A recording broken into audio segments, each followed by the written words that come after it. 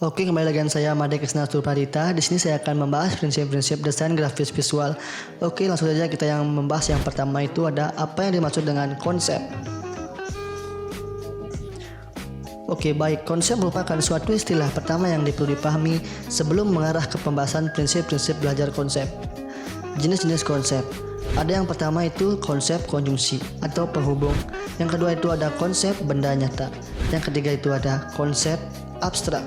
Yang keempat itu ada konsep mudah dipahami dengan sejumlah kriteria dan non-kriteria.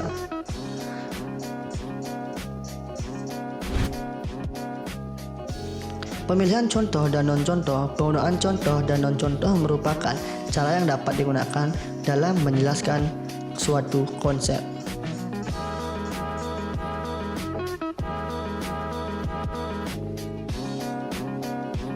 Oke, berikut dijelaskan prinsip-prinsip penggunaan contoh dan non-contoh. Yang pertama itu gunakan contoh dan non-contoh. Pada dasarnya, contoh menunjukkan apa itu konsep dan non-contoh menunjukkan yang bukan konsep. Kedua hal tersebut menjadi objek penting bagi pembelajar dalam memahami suatu konsep.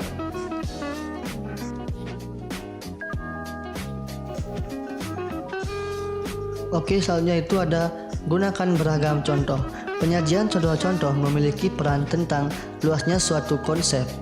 Misalnya, konsep mamalia diperluas dengan menambahkan anjing, tikus, gajah, kanguru, dan paus.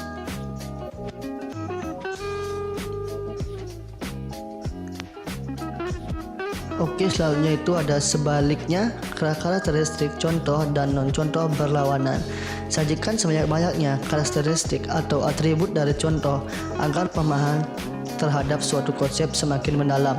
Namun sebaliknya, sajikan sedikit atribut dari non-contoh. Karakteristik antara contoh dan non-contoh harus berlawanan agar tidak menimbulkan kebingungan. Oke, jadi sekian yang bisa saya sampaikan materi dari prinsip-prinsip desain grafis visual. Terima kasih. Sampai jumpa.